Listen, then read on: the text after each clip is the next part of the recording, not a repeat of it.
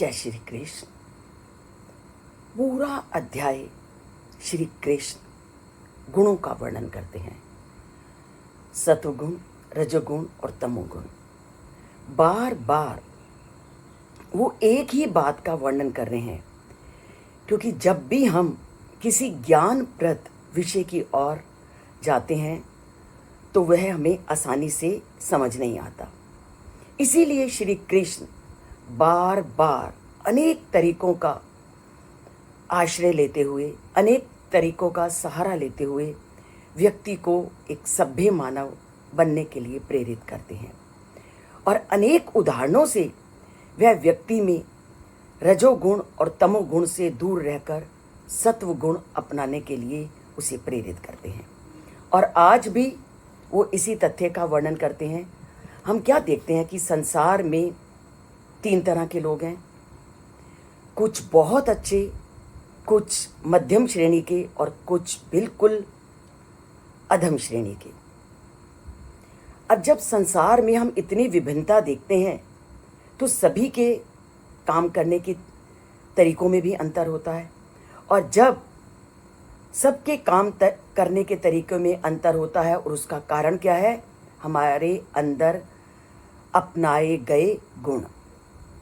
अब जो व्यक्ति सत्व गुण से युक्त होता है उसका काम करने का तरीका पूर्ण रूप से भिन्न होगा। जो रजोगुण से युक्त है उसका काम करने का तरीका बिल्कुल अलग होगा और तमोगुण वाले का बिल्कुल अलग। आज उसी कर्म के बारे में कि संसार में जो आप 3 तरह के लोगों को देखते हो, 3 तरह के गुणों से युक्त लोग जो हम देखते हैं, तीनों तरह के गुणों वाले लोगों के जो कर्म होते हैं वो अलग अलग होते हैं।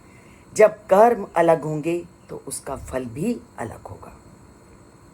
उसी का वर्णन वो आज के श्लोक में करते हैं। कर्मणा सुकृतस्य आहु सात्विकम निर्मलम फलम रजसस्तु फलम दुखम अज्ञानम तमसः फलम। अब वो कहते हैं कि जब संसार में 3 गुणों से संपन्न व्यक्ति हैं तो तीनों गुणों से संपन्न व्यक्ति 3 प्रकार के कार्य करेंगे और जो 3 प्रकार के कार्य करेंगे उन 3 प्रकार के कार्यों का फल भी अलग होगा। कर्मणा सुकृतस्य आहु, कि जो सत्व गुण से युक्त व्यक्ति है, सत्व गुण से युक्त व्यक्ति सत्व गुण से संपन्न कार्य को करेगा। और जब वो सत्व गुण से संपन्न कार्य को करेगा तो उसका जो फल है वो भी उसको सात्विक मिलेगा, उसको शुभ फल की प्राप्ति होगी। रजसस्तु, और जो रजोगुण से युक्त है, फलम दुखम, रजोगुण के प्रभाव से किए गए कर्मों का परिणाम पीड़ादायक होता है। आप देखते हो कि जो व्यक्ति अपनी कामनाओं से, अपनी इच्छाओं से उत्तेजित होकर काम करता है, और अगर हम सात्विक ढंग से उन इच्छाओं और कामनाओं को पूर्ण करना चाहें तो वह संभव नहीं होता। तो जब हम सात्विक ढंग से इच्छाओं को पूर्ण नहीं करते तो हमें क्या करना पड़ता है? हम अनैतिकता का सहारा लेते हैं। और जहां हमने जीवन में अनैतिकता को स्थान दिया वहीं हमारे कर्म पापपूर्ण हो जाते हैं, हमारे कर्म असात्विक हो जाते हैं। और जब हमारे कर्म असात्विक होंगे, पापपूर्ण होंगे, तो फल कैसा होगा? फल भी दुखदायी होगा। तभी बोला गया कि रजसस्तु फलम दुखम, कि रजोगुण से प्रेरित होकर अगर हम काम करते हैं तो रजोगुण हमेशा दुख का कारण बनता है, क्योंकि उसमें हम इंद्रियां हमारी कामनाओं में लगी होती हैं, इच्छाओं से प्रेरित होती हैं, कामनाओं से उत्तेजित होती हैं और हम अपने जीवन के लक्ष्य को भूल जाते हैं। और सारा काम हमारा इंद्रियों की तुष्टिकरण के लिए होता है। तो इंद्रियों की तुष्टि जहाँ पर आ जाएगी और इंद्रियों का सुख जहाँ पर आ जाएगा, इंद्रियों का आनंद जहाँ पर आएगा, वहाँ पर व्यक्ति अनैतिकता की ओर बढ़ने लगेगा। और जिस समय हमने अनैतिकता का सहारा लिया, उसी समय हमारा जो कार्य है वो दुख से परिपूर्ण हो जाएगा और फल हमारा विपरीत मिलेगा।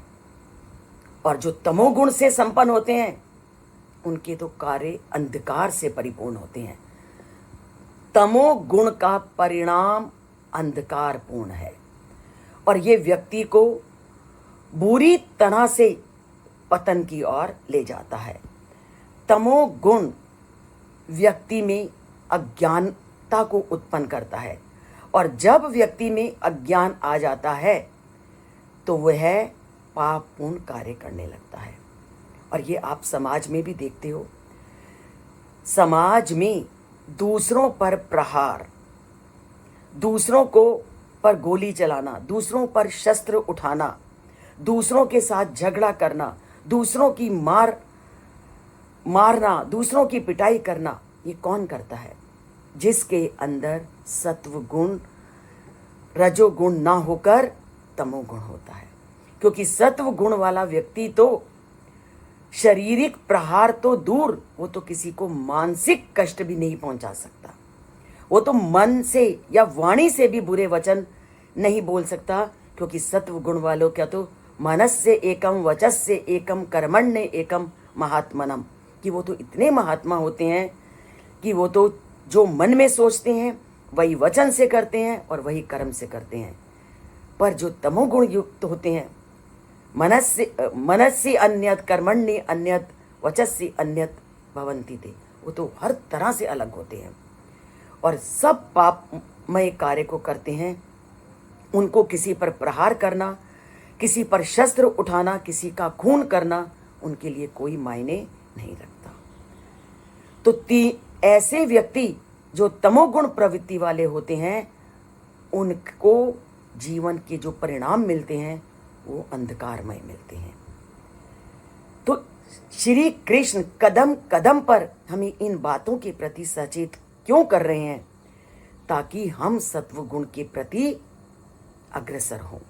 और सत्व गुण के बारे में अगर जानना है, सत्व गुण को अपने अंदर लाना है, तो हमें उनकी एक एक बात को अपने जीवन में धारण करना है।